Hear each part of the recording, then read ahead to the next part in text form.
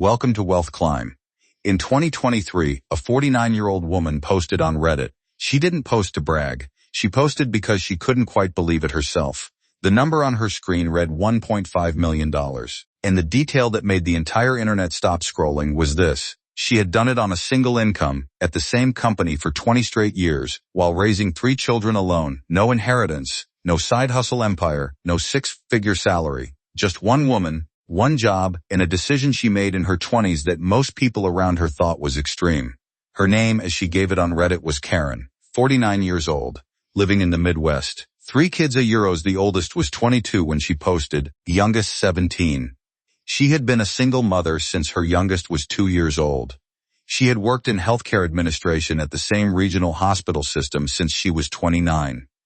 Her starting salary was $41,000 a year. Let that sit for a moment. $41,000, single mother, 3 kids under 10.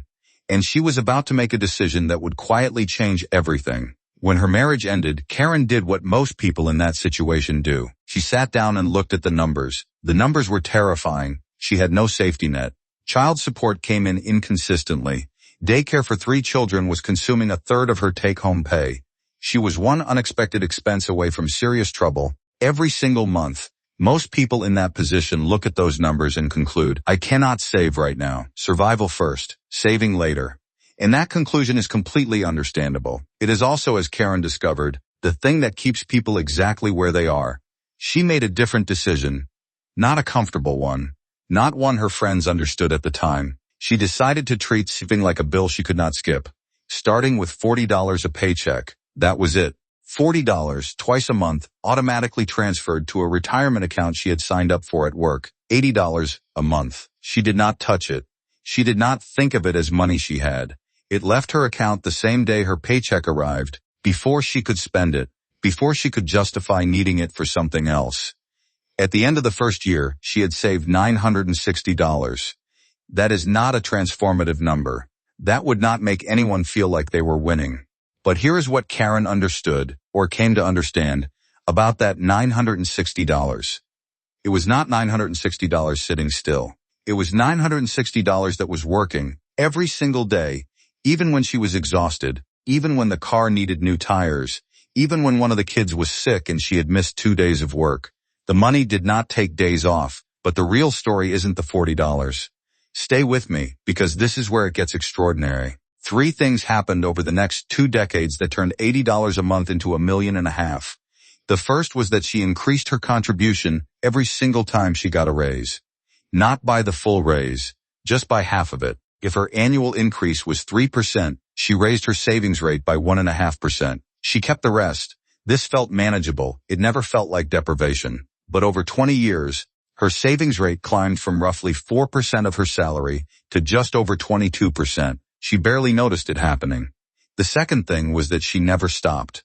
Not when the roof needed replacing. Not when her oldest needed braces. Not when her hours were temporarily cut during a hospital restructuring in 2015, and she genuinely did not know how she was going to make the month work.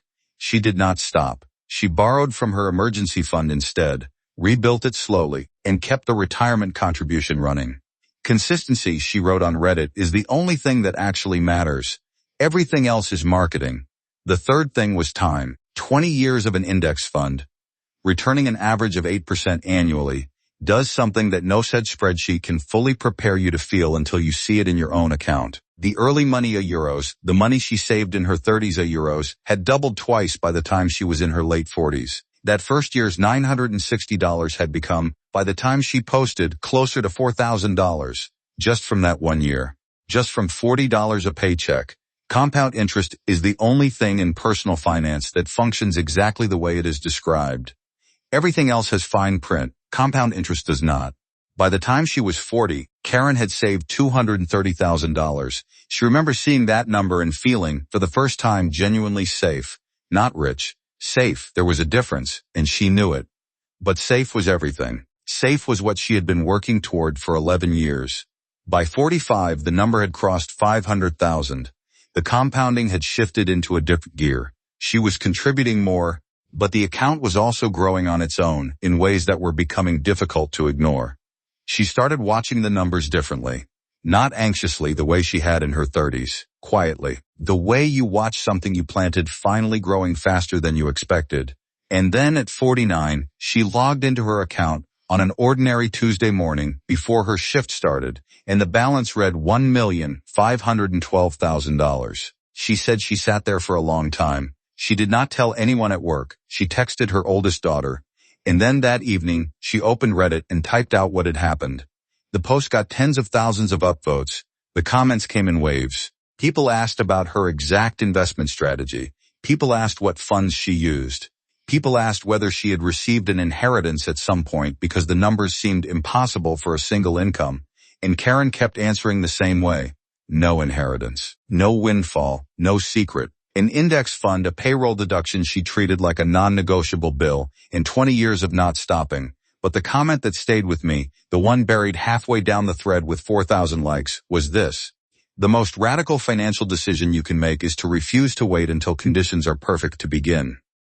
Karen did not wait until the divorce was final and the emotions had settled. She did not wait until the kids were older and daycare was cheaper. She did not wait until her salary was higher, or her schedule was less exhausting, or her life felt more stable.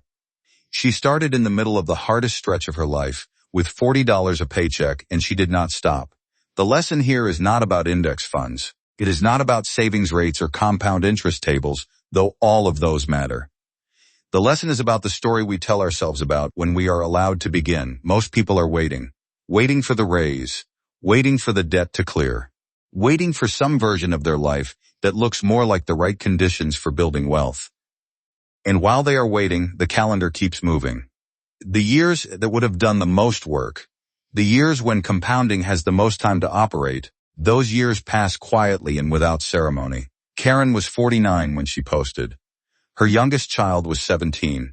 She had started when everything was hardest, when she had the least, when no one would have blamed her for waiting. She did not wait. And that single decision, made in an unremarkable moment with an unremarkable $40, is the entire story. What would change for you if you made that decision today? Not when things settle down, not when the timing is better, but right now, exactly as things are. That question, once you sit with it honestly, tends to be worth more than any number on a screen. Please like, share, and subscribe to Wealth Climb.